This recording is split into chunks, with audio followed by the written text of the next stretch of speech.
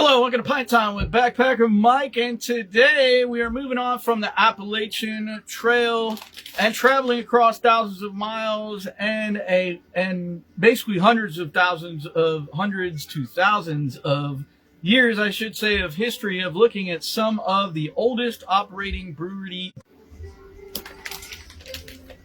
Now that we're back. Basically some amazing breweries on earth, but we aren't doing it in luxury though. We are doing it with a backpack, a budget, and some local hacks so you can visit these breweries and amazing brew history at the cities in which they operate. So there you go. Hey Ed, I'm having some issues with the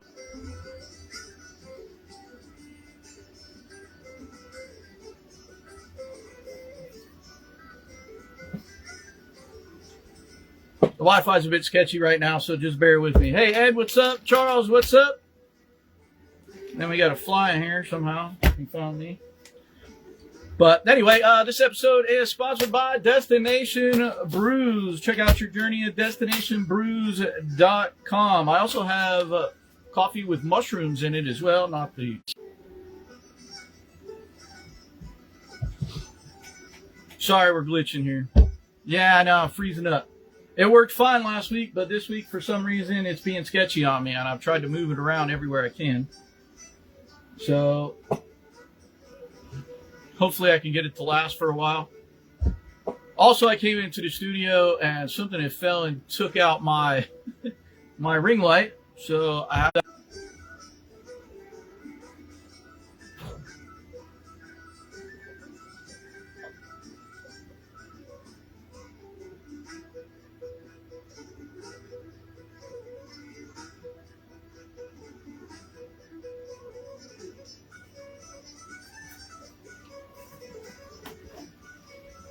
I don't know if that's going to work any better or not, but we'll see. Hopefully. Anyway, so today's episode is about... Let's see if I can't brighten this up a little bit more. Nah, that looks like that's the best it's going to get.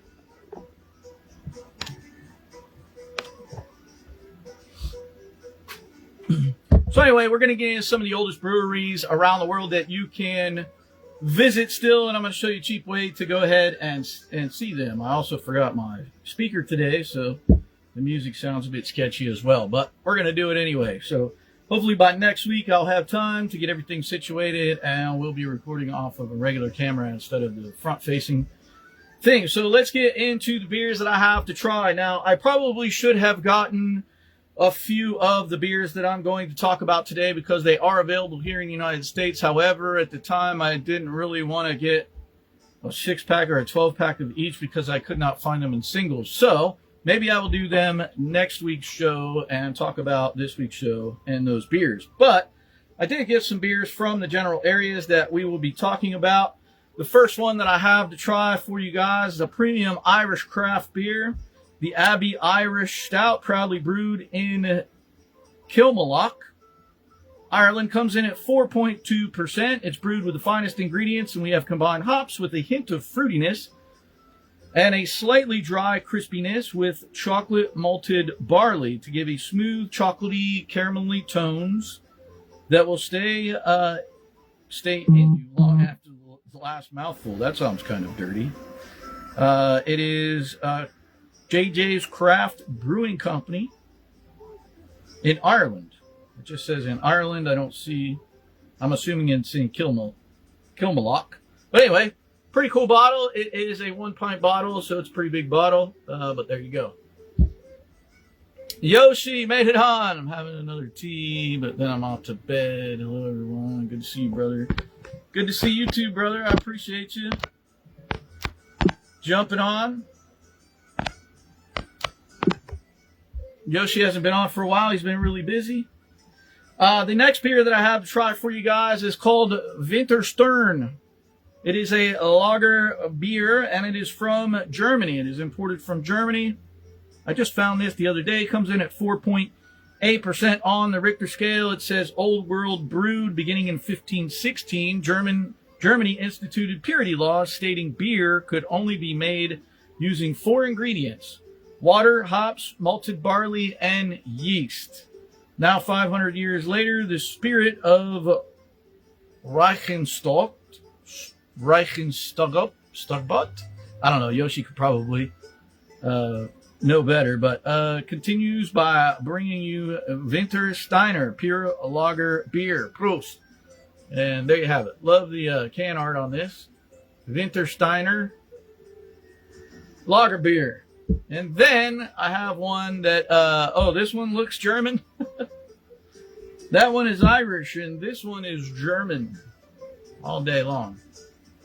It's got the old cathedral in there. And Yoshi, just so you know, this is, I don't see where. Oh, maybe from Braunschweig.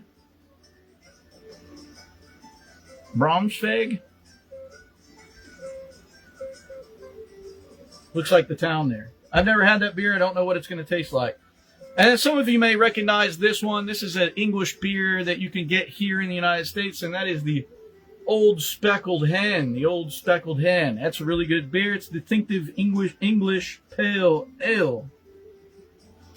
This one also comes in at, I think it's right around 4-point-something%, and is also nitro can, which is pretty cool. Brewed by Moreland Brewing, Westgate Street, Bury, St. Edmunds, Suffolk, in England. So there you have it. You guys pick which one you want me to try first, and we will get on with the show. And the first one that I have to talk about is actually from Germany. And it is the oldest brewery in Germany, and I'm sure some of you may know that. The purity law in German law, over 500 years. Yes, very old, over 500 years. Let me turn this down just a tad bit. All right, so you guys pick which one you would like me to try first. I was going to ask me to boost right in the middle and put it up there. I can't see.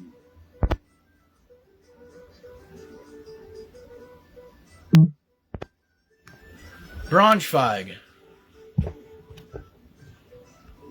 Yoshi just sent me pictures from Braunschweig, where that beer comes from. Wow, that looks amazing. And then he deleted them all. Anyway, it's hot in here.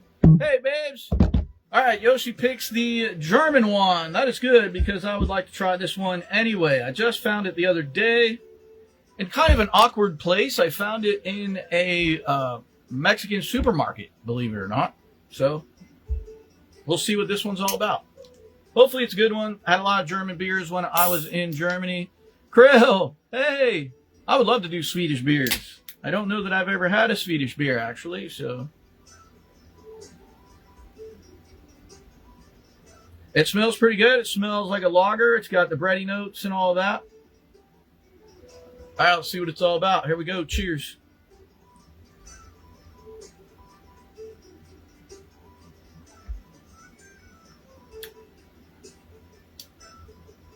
That is a really good lager. That is really good. I'm glad I grabbed 2 of them that day, because this is really good. It comes across with some nice sweety, bready, malty notes, which is really nice. A tad bit of hoppiness, not very much.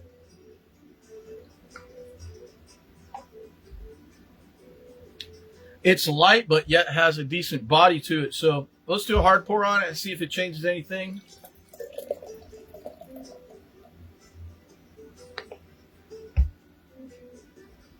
It's got a gigantic beer head on there.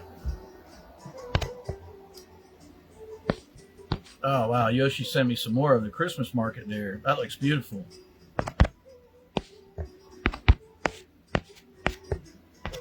That's amazing. That's amazing. Same way with this beer. Check that out. Nice golden color. Nice thick beer head there.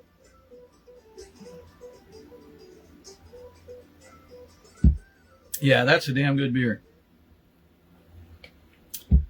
I really enjoy this beer. If I had to score it, I would give it an 8. That is a really good.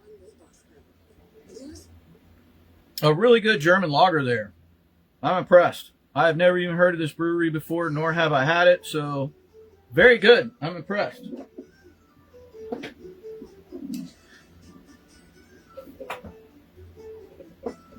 Is the thing not going to close? Of course not.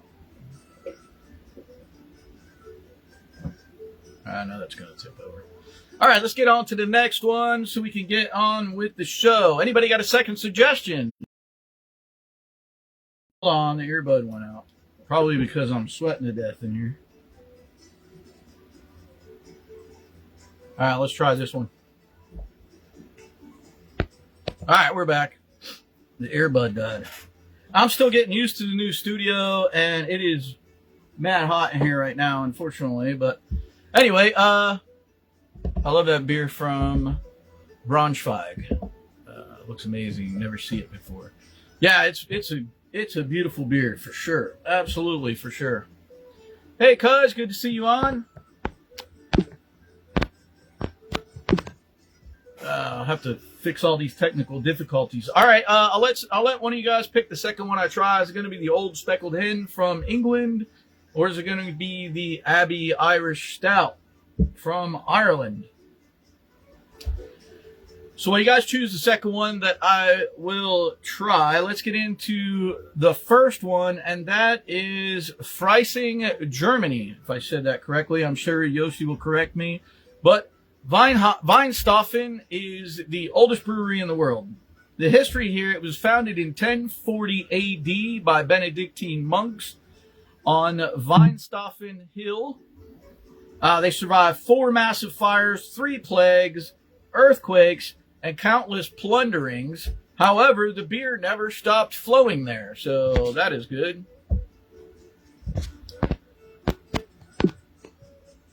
Charles said Old Speckled Hen. Awesome. I love this beer. If you haven't tried it, I highly recommend you get it. Here comes the Nitro. It's a very good Nitro beer, too. It's that nice creamy beer in there. Ah, it's so good.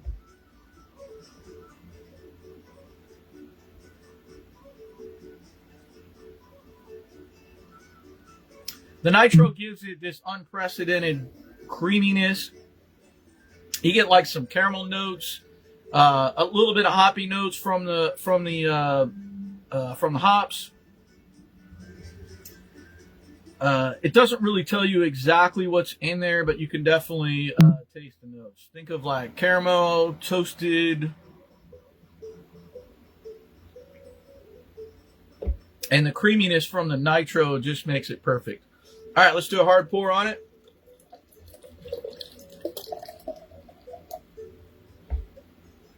There you go.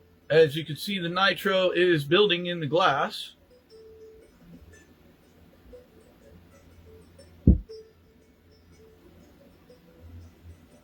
That just brings out a lot of like toasted caramel notes.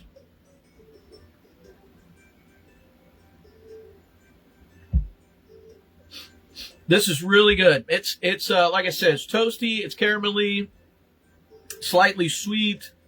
It doesn't have like a crisp body on it, so it's not going to like punch you in the palate, but it is definitely a delicious beer. Old Speckled Hen. Highly recommend this one. I'm going to give this one a 9 for sure. Old Speckled Hen, one of my favorites. All right, let's put that one away, and then we got one more to try, and that is the ginormous Abbey Irish Stout. But first, let's get through Weinstoffen. The liquid here is Weinstoffener Heffenweis beer. It's a classic unfiltered German wheat beer with notes of banana and clove, brewed under the strict German purity laws, as we talked about before, from 1518. And that Yoshi mentioned was 500 years old. Now, where to stay when you go here? Look for a hostel or a guest house between $30 to $45 a night. Not that expensive. Transport, take the train from Munich, S-Bahn train or S1 line. It'll cost you $12 round trip from Munich to get, to Weinstoffen or to get to Freising. And then get back to Munich to fly out if that's what you want to do. Daily food budget, beer gardens, and local bakeries will cost you about $20 to $25 a day in food. So not horrible. Now, my tips for visiting this brewery are skip staying expensive central Munich. Stay directly in Freising, and grab an affordable hostel bed near the Munich airport corridor, or you can grab a reasonable hostel bed near the Munich corridor. But I would just recommend staying in Freising. That would be great. Thanks for the hearts. I saw that. Appreciate it. Stream kicked off. I can watch it now, but not chat anymore. That sucks. See, I got to fix this Wi-Fi situation. I'm not exactly sure how to fix it. Last week it worked fine. This week is a bit sketchy. All right, the food. Hit the, and I know I'm going to mess this up, but hit the buyer site. Bayerisch, Stotts Brewery, Weinstoff and Beer Garden. I know I totally messed that up, Yoshi, and I'm sorry. But order a giant soft pretzel or a brezen, and a traditional sausage. It's massive, filling, and incredibly cheap. Other sites to see: walk the historic Marienplatz in Friesling's Old Town, and check out the Freising Cathedral. The best part, walking the rolling hills around the monastery grounds is 100% free and gives you the best views of Bavaria. So there you have it. Good. I just realized I'm glad I had my bottle opener here. My bottle opener I got at the Guinness storehouse. It's a little upside down there, but I lost this thing forever, and I found it as I was setting up this studio so we could get this Abbey Stout off of here. Oh, that smells like a delicious stout. Never had this stout before, so I'm super excited. Thanks for the hearts. I appreciate that very much. Keep them coming. The next one we're going to talk about is Fabersham in the United Kingdom, or Shepherd Nave, basically, I think is what it's called, or Shepherd's Name. That is the name of the brewery. So let's check out this Abbey's Irish Stout. Super excited to try this one too. Hops with a hint of fruitiness and slightly dry crispiness, with chocolate malted barley to give a smooth chocolatey caramel notes that will stay in you as long after your last mouthful. So we'll see about that. But the nose smells absolutely delicious. Let's check it out. Love Irish Stouts.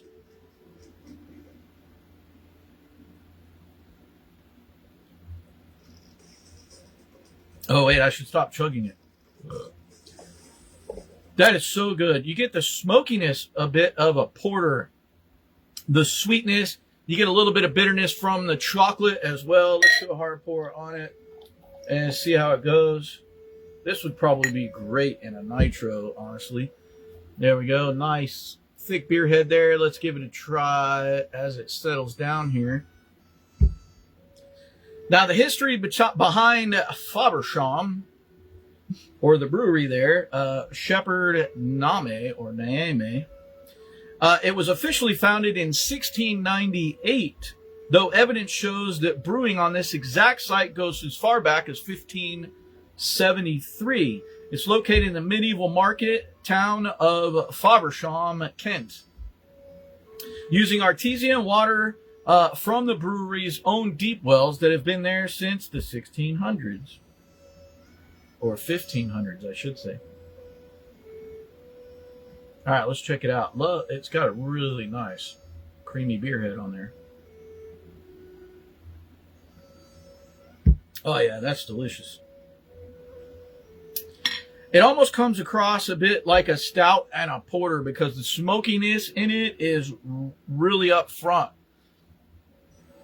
Even almost like a smoke beer. So it's kind of like three beers in one. If you think of it, it's almost like you're getting a stout, a porter, and a smoke beer all at the same time. If you're not into smoke beers, then you won't like this because the smokiness is definitely up front on this as well. And you do get some of the chocolateness. I'm not getting much of the caramel, but maybe that's where the sweet is coming from, and not only the barley. But it's still pretty delicious.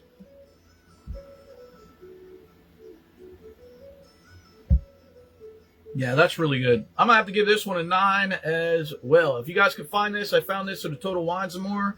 If you got one near you here in the United States, highly recommend giving it a try if you can find it. That is a very good stout beer. I'm going to give that a 9. All right, let's get back to the other one here. Let's see. What is a good German food? I wish Yoshi could tell you. Breweries Brewery means official state brewery of the Free State of Bavaria. Very interesting. Never know we have that. So the brewery that I'm talking about here in Freising is actually means official state brewery of the state of Bavaria. So as well it should be. Thank you, Yoshi, for the information. I truly appreciate that. It should be, because that's pretty cool. All right, the liquid here at Fabersham is Spitfire Amber Ale or Bishop's Finger. Complex British cask ales packed with local Kentish hops from Kent, England. Where to stay here? Local pub, B&Bs, actually. That's where I would want to stay, at a local pub, because you could just stumble downstairs and have a beer and stumble back upstairs, because why not? Or a coastal hostel. These will run you about $45 to $60 a night. Still not horrible, but definitely the local pub is the place to go. Transportation, the National Rail from London, Victoria will cost you about $20 to $30 round trip. And daily food budget, if you eat the pub deal, pie and pint, it will cost you about $20 to $24. So pub and pint. I would also recommend getting the pasties, because the pasties sometimes can be a lot less expensive and they're filling. If you're not familiar with what a pasty is, it's basically like a flaky dough that is filled with various things depending on what kind you want. But it could be lamb, it could be beef, it could be chicken, it could be veggies. So think of maybe something like an Irish stew or a shepherd's pie, just wrapped in a convenient little flaky pastry. A bit like an empanada, if you're used to the Spanish empanadas. That's a bit what it's like, except it's a different type of dough. So they're very filling. I loved those when I was in Scotland. And so, yeah, they're really good. They will also offer pub deals with like stews, a Guinness stew or beef stew or lamb stew or something like that, which will also be relatively inexpensive. Now, my local hacks for this brewery, look for traditional pubs, like I said, offering accommodations above the bar, because that would just be freaking amazing. They are often significantly cheaper than standard hotels and give you an instant local atmosphere. Why? Because you're going to be communicating with local people while you're there. So, also, Sharon, to go back to your German food, because I forgot, Yoshi can't respond. He got kicked off. He's back on, but he can't respond to you. So, as far as German food goes, I like the schnitzels. It's really good. I really enjoy the kebabs, which aren't really German. However, it's a big German influence there. The kebabs are really good. Thank you for the hearts. Also, I don't recall the name of it, but there's a fried pork knuckle that is just delicious. And it's served with like sauerkraut, potatoes, and some type of gravy usually. And it's basically, I believe, like the knee of the leg of the pig. And it's about like this big. And there's Yoshi. He's doing it now. But that fried pork knuckle is absolutely delicious. They marinate it, then they deep fry it and bring it to you. So you get a little bit of like crispy crunchiness on the outside, some savory pork on the inside, and it goes great with the potatoes, gravy, and sauerkraut. It is delicious. Yoshi said kebab. I absolutely love the kebab. Kassis or schnitzel, fish sandwiches, dumplings, sauerbraten. I had sauerbraten. Roasted cured pork, I had that too, called Kotzler. The Black Forest cake. Oh, yeah, the Black Forest cake is delicious as well. Fried potatoes with a fried egg and spinach are common. Yes, I had that when I was there as well. And we eat a lot of bread because no country bakes bread as well as Germany does. I would agree. We have everything from open face sandwiches and Strommermacks to standard sandwiches. Awesome, Yoshi. Thank you so much for that. I'm glad you can respond again now. And actually, also what I found when I was in Berlin is that there's some pretty good pizza there as well, to be honest. That was one of my favorite places to get some pizza as well, was Berlin. The pizza was pretty good. Now, I found an Italian place that was owned by some Italians that happened to be, living in Berlin at the time. So maybe that's why the pizza was so good. But we all know that sometimes the pizza is only good as the water that you make the dough with, right? So they could be Italian and have their same ingredients. However, if the water isn't good enough for the dough, sometimes it can change the flavor profile. And Yoshi's really big into making pizza too. The pizzas he makes are amazing. I need him to make me a pizza as well someday. So, all right. Other sites to see in Faversham or Faversham. Explore Faversham Creek, which is an ancient maritime gateway filled with historical vessels. Stroll through the Abbey Street Historic District, frequently called the finest medieval street in all of Britain, with stunning preserved timber-framed houses like they used to be way back in the day. All right, now we're going to move on to right here in the good old U.S. of A. And who can tell me the oldest brewery now here in the United States? And also,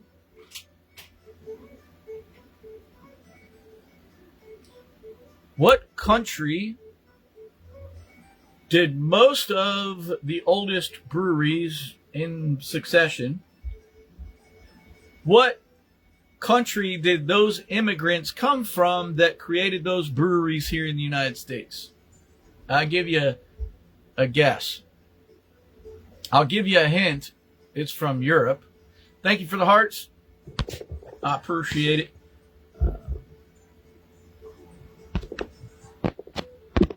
So I got two questions for you. What is the oldest brewery in the United States now? And from what country did most of the immigrants come from that created all of our oldest breweries here in the United States? It's like a 30-second delay. So I'll wait just a second and enjoy my pint while I wait for you. You can Google it if you want.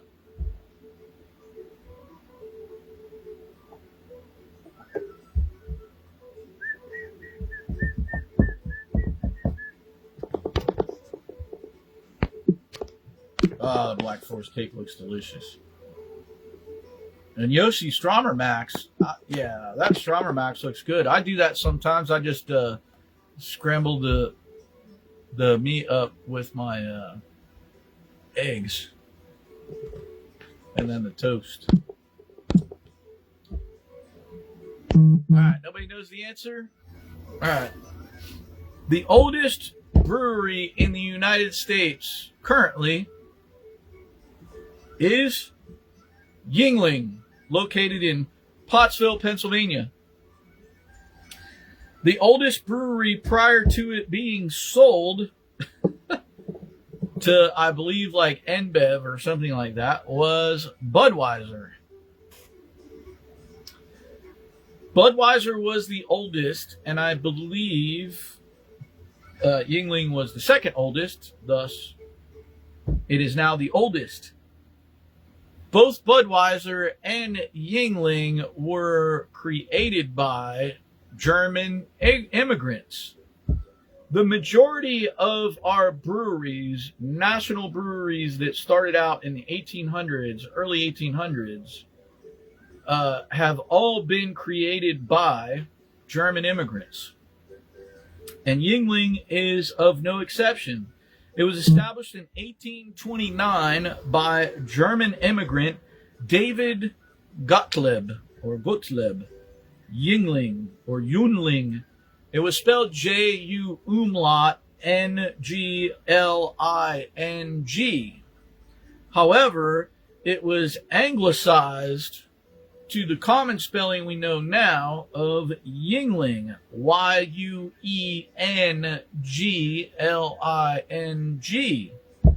Yuengling. Why is that? Because when the immigrants came over, all the way up through the immigration through Ellis Island and all of that stuff, thank you for the hearts. What we had was we had a bunch of people who could not understand the language nor how to spell it. So the people who were writing down their names when they came off of the boats would write it how they thought it was spelled.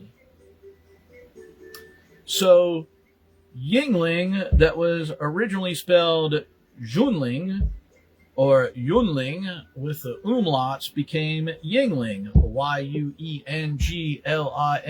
So there you go. When a devastating fire destroyed the original brewery and building in 1831, they moved to Mahatongo Street, which I believe is named after the Indians, Mahatongo Street, where it operates to this day as America's oldest brewery. It is literally operating in the same building on the same street that it's been operating at since 1831. Crazy, right? Almost 100 years. Almost 100 years since it's been in existence. So, they famously survived Prohibition, which I didn't know this by Yuengling. If you guys don't know, we had Prohibition come in the late 1920s, early 1930s, something like that. But we had Prohibition come in. You couldn't sell beer. You couldn't sell alcohol or anything like that. Now you could sell near beer or zero beer, which was basically the first non-alcoholic beer. But yeah, they famously survived Prohibition by opening a dairy farm across the street and making near beer, or basically zero beer, and ice cream. Believe it or not, that's how Yuengling survived Prohibition. The liquid here, or the beer here, is the Yuengling Traditional Lager. It's a rich amber lager with roasted caramel malt notes. And in Pennsylvania, you can order it simply by asking for a lager. You can just simply order it by asking for a lager. And most people will know exactly what you mean. Ooh, I like Gouda and Brie. Instead of ham, you can use roast meat and Costler, cured smoked pork. Good morning. Oh, man, that sounds delicious, Yoshi. You're making me hungry over here. So, now in Pottsville, where to stay? Find a budget motel or a state park. Camping is about $45 to $65 a night, give or take between the motel and camping. Transportation, a regional bus or car share will cost you about $20 to $40. Your daily food budget, eat at classic Pennsylvania diners and local hoagie spots. You'll spend about $15 to $20 a day. Now, my local hacks for this area, and I haven't been to Yuengling Brewery. I've been to Pittsburgh and many other places in Pennsylvania, Erie, Pennsylvania, Pittsburgh, Pennsylvania, Washington, Pennsylvania. I've been in a bunch of different places. But my local hacks is the tour. The best part about America's oldest brewery is the historic cave tour at the Pottsville plant is completely free. Though you need to reserve your own spot online prior to going, all you have to do is just reserve a spot. It doesn't cost anything. You get to walk through the hand-dug fermented caves used during the 1800s. How cool is that? They used to barrel their beers and set them down in those caves to ferment for days, weeks, and months. Now, the stay, if you're backpacking, skip the motels entirely. And what I highly recommend doing is actually camp at nearby Locust Lake State Park or Schuylkill County campgrounds for a fraction of the cost. So, highly recommend bringing your tent and camping out. It's a lot cheaper than staying in a motel or an Airbnb or things like that. Other sites to see, check out the Schuylkill County Historical Society to learn more about the region's intense coal mining heritage there.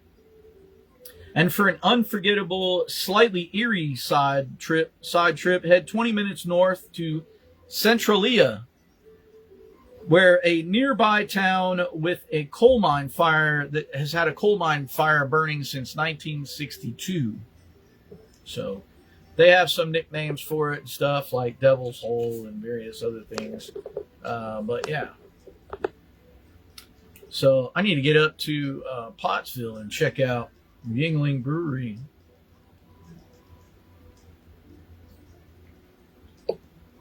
For sure. Anybody like a Yuengling that's here from the United States? I enjoy a Yuengling. I don't run out and buy them all the time. However, I do enjoy a Yuengling. I'm not going to complain about it. The next one that we're moving on to is in Bruges, Belgium. Bruges, Belgium. And I know I'm going to mess this up, but it's Breweries. It's Brovwerij.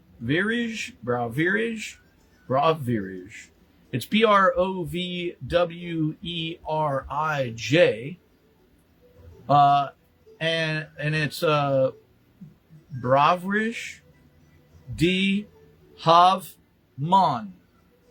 So history here is Record Show Brewing on this exact town square spot started in 1564. Pretty amazing.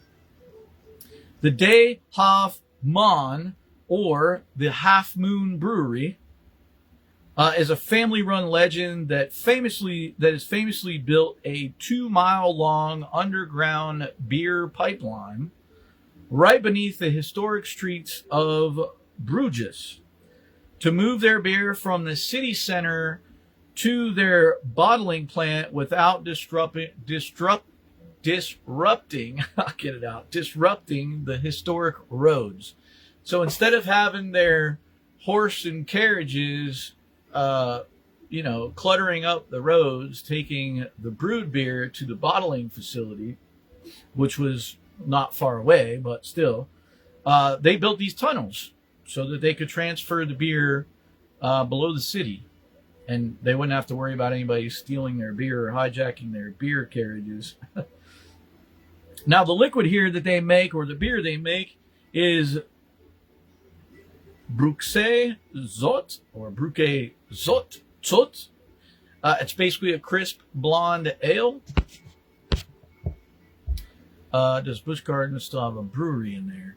No, they're no longer owned by Budweiser. However, Yuengling has a brewery right across the street from there. They took over the old Budweiser brewery that used to be there. So Yuengling took over the Budweiser brewery. It's right across the street from Busch Gardens, so you can go over there. You can take a free tour at that brewery as well. It's not the original, obviously, but you can still take a tour there. But no, Busch Gardens is now owned, I think, by some investment group or something like that. So Busch no longer owns it. However, they let the rights of Busch Gardens to be the same. When Budweiser sold off their brewery, prior to that, they spun off all of their parks. They used to own, I believe, SeaWorld. They used to own Busch Gardens. And I think they owned one other one. Maybe the one in Hershey, Pennsylvania or something, I believe. But they used to own a few theme parks and obviously sell their beers in there.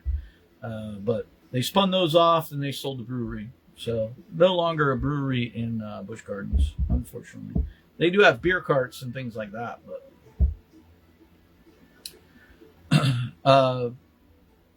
now where to stay? The beers they have is a Chris Blonde or the Straffe Hendrick, which is basically a powerful, complex quadrupel. Now my hacks for here are where to stay.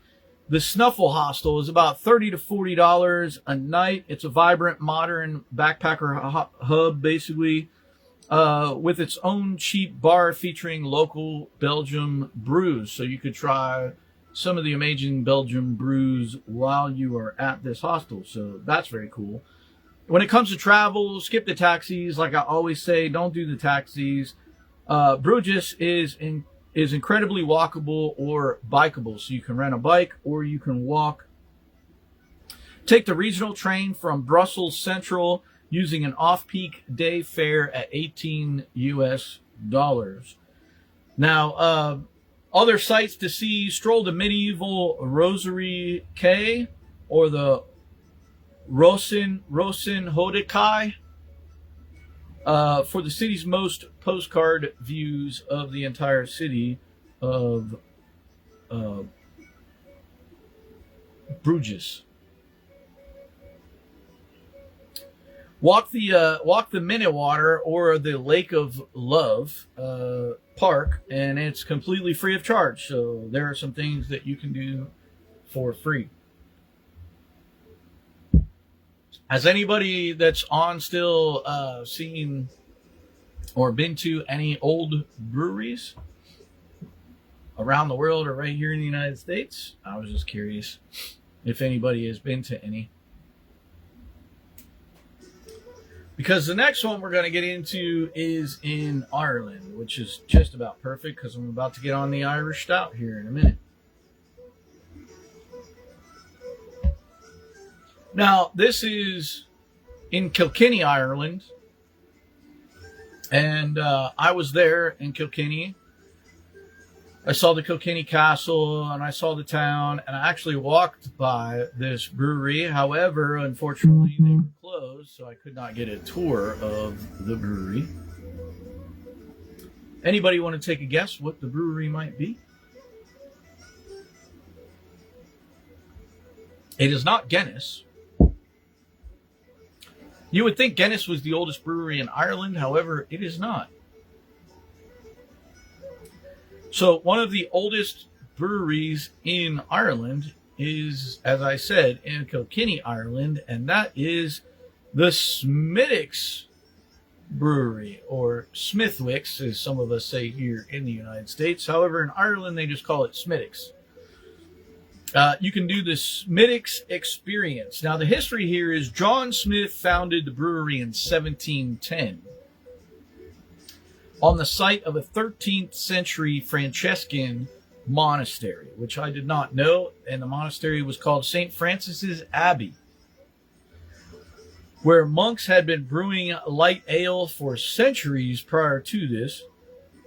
The family survived anti-Catholic penal laws and financial ruin to become Ireland's oldest commercial red ale brewery.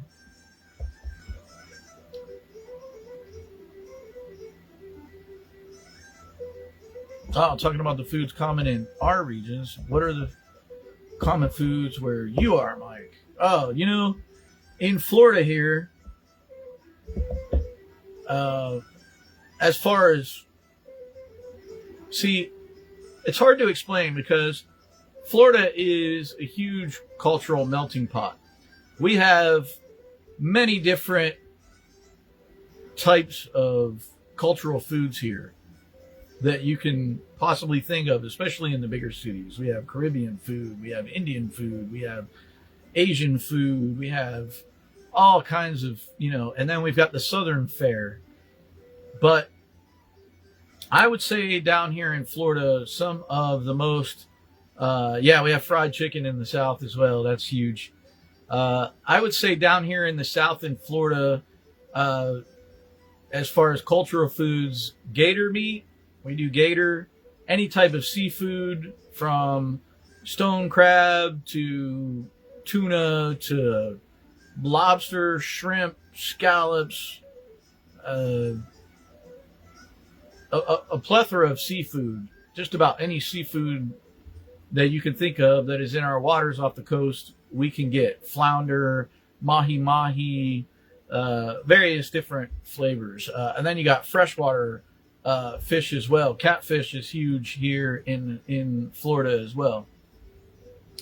And then you have some of the Southern comfort favorites, the black-eyed peas, the greens, the fried chicken like Sharon mentioned. So we have a bunch of different variations of food. We don't really necessarily have a cultural standby here in Florida that I know of, other than maybe gator tail and we do like our what we call low country boils, because we're in the low country. We're south of Louisiana, so we do what's called a low country boil. Sometimes it might have gator tail in there. You may see somebody sneak some python in there as well now these days. And the mud bugs, what I call mud bugs, are crawfish, shrimp, corn, potatoes, sausages, and a bunch of Cajun spices and various other things. So we have kind of a mixed, eclectic, original foods here in Florida. We have a bit of South, and obviously Florida was owned by the Spanish up until I think like the 1850s, 1860s or so, after the Spanish-American War. So there's a huge Spanish food influence here as well. Every corner you go around here in Florida, even where I am in Sebring, you will find, Mexican, Latino, food trucks and little taco joints, and where you can get all kinds of Mexican and Latino food.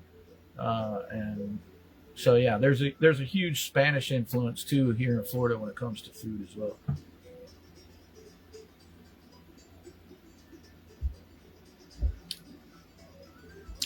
Now they survived the anti-Catholic penal laws and almost financial ruin, to become Ireland's oldest commercial red ale brewery. Now, what they serve is the Smithwick's Premium Irish Red. It's smooth, malty, and slightly sweet, with a distinct ruby red color to it. So, I love Smithwick's. It's also one of my favorites. I really enjoy Smithwick's. Sometimes I'll pick up a 6-pack of it to enjoy it. And it's very good. It's a very good Irish Red. Probably one of the best that I've had. Now, my hacks for you here are where to stay. I love seafood in Florida. Yeah, me too. I love the seafood in Florida. Absolutely. I love fried chicken with spicy sauce. Oh, yeah, I can get that here for sure. The hack here is, in a lot of places, you can get the fried chicken, and they will give you honey and hot sauce to go with it. So you pour a little honey on the skin of the fried chicken, you pour a little hot sauce on there, and you take a big bite. Chicken wings are also huge here down in Florida, but they originated in Buffalo, New York. But we do our own little spin on them down here sometimes as well. But yeah. Yeah, the barbecue is really good. I know Yoshi really wanted to try some barbecue. Steaks, pulled meat, and the rest. Yes. Barbecue is amazing. We do some really good barbecue here in Florida as well. We don't have Texas barbecue per se. We have Texas barbecue joints. We have Carolina barbecue joints, and we have Memphis barbecue joints here. But we also have some Florida barbecue joints to kind of do it their own way. And we really have some good places to get some pulled pork butt, some brisket, some smoked turkey legs, smoked chicken, and various other things. So, yeah, the barbecue here is pretty good. Does it live up to Carolina, Memphis, and Texas? I don't know. It just depends on what you're kind of looking for. We tend to smoke a lot on hickory, and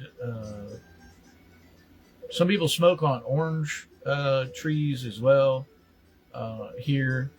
Cherry wood sometimes, not so much mesquite, but we do have some really good barbecue here. I'm getting really hungry talking about this episode. I'm just saying.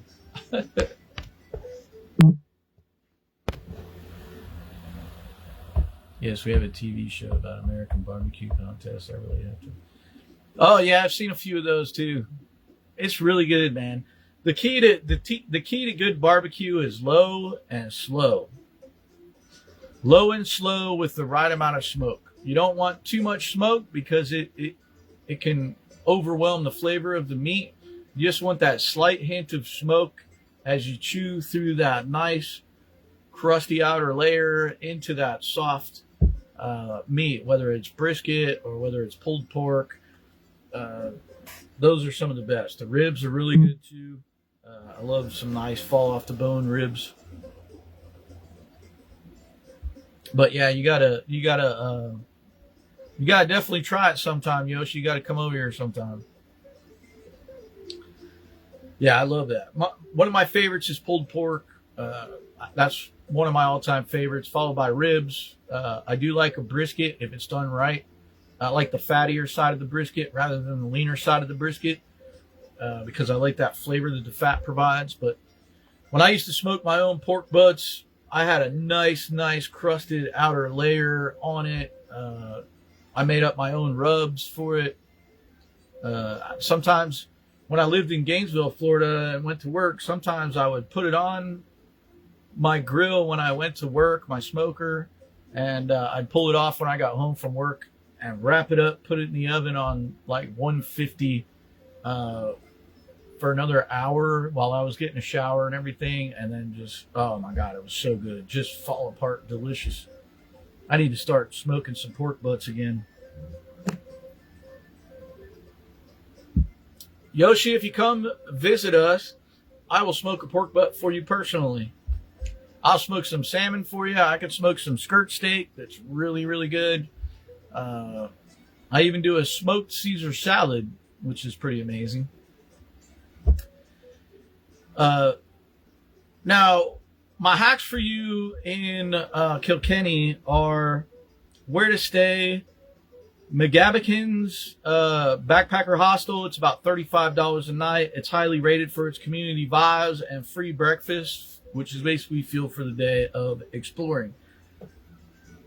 The travel, take the JJ Kavanaugh or the Dublin coach bus straight from Dublin city center for about $15, which is actually cheaper than the train, and you get more of a scenic view taking the bus than you do,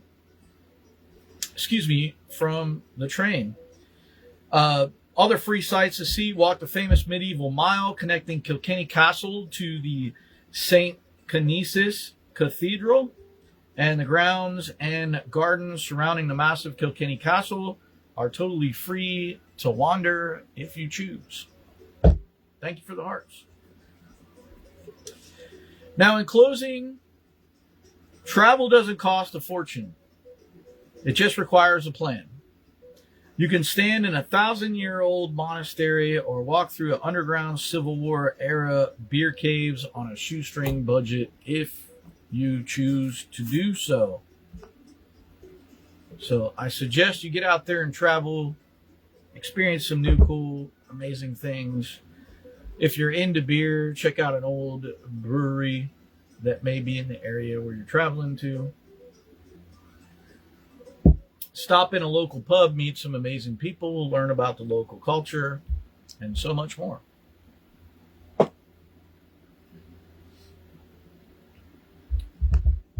Yeah, I know I'm hungry now. I am mucho hungry. Mucho hungry. all I had to eat today was two organic all beef hot dogs from Applewood Farms or whatever, which were really good. But that is all I've ate today. And I had a few cups of my Destination Brews Mexican chocolate coffee, which was actually really good.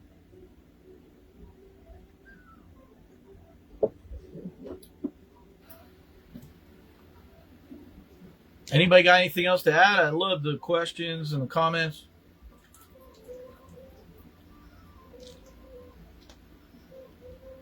And the information that Yoshi provided was amazing as well.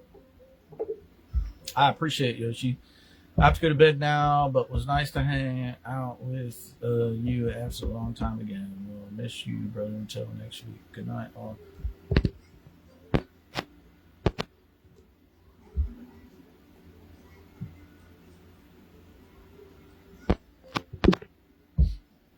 All right, Yoshi, I appreciate you, and it was so nice to have you on again as well. I always miss when you're not here, brother, so I appreciate you jumping on. Hopefully you can get on next week, and I will let you guys know midweek what I'll be talking about. I'm sure it will be an interesting topic nevertheless. But yeah, it's always a pleasure to have you on, Yoshi, and everybody else loves when you're on as well, so hopefully we can get a few more people on next week. I'm hoping next week that I can actually do this from my camera. I just have to spend a lot of time out here. This last week has been pretty crazy. Next week, Wednesday and Thursday, Kim and I are going to go visit my sister who's down from Ohio over in Tampa. So that kind of takes 2 days out of the week there. But I'm going to try to work on getting everything on my camera, front-facing camera, through my laptop come next week, hopefully, so that my phone will be free to use while I'm on the show. But so anyway, I've also been uploading these lives to YouTube every week. I just uploaded last week's episode to YouTube, so if you wanted to watch it on YouTube, you can watch it on YouTube. But next week, hopefully the video will be more like this, with more stuff over here. It says you can't turn your phone while live. So hopefully it'll be that way, and it will be front facing, so we can have a little bit better experience. I'll be running it through my laptop. I'll be able to upload some pictures once I figure all that stuff out. And then eventually the thought process is to go live more on YouTube, or for longer on YouTube, and Facebook might be like a 30-minute live. So hopefully YouTube will work out a lot better. So there you have it. Also, if you haven't checked out Destination Brews yet, I recommend checking it out. I am going to extend a 30% off purchase code for you guys at checkout. It is purchase code capital D, capital B, capital G, capital A, capital C. So DBGAC is the code. You will get 30% off of your coffee, tea, or merchandise at the end of your purchase. So please use that code. That is the cheapest I can go and still make a wee bit of money off of it. So there you have it.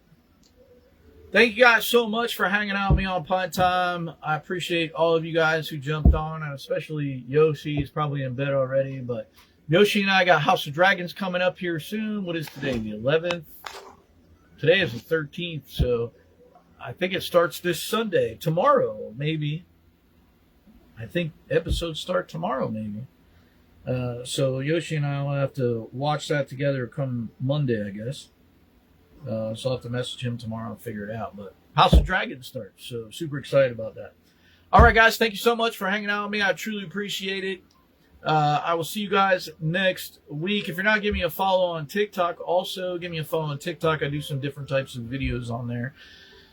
And I guess that's about all I got for you guys today. So Thank you guys so much. I truly appreciate it. As always, peace, love, and let's continue to experience this beautiful world together. I'll see you guys next time on Pint Time with Backpacker Mike next Saturday. Peace.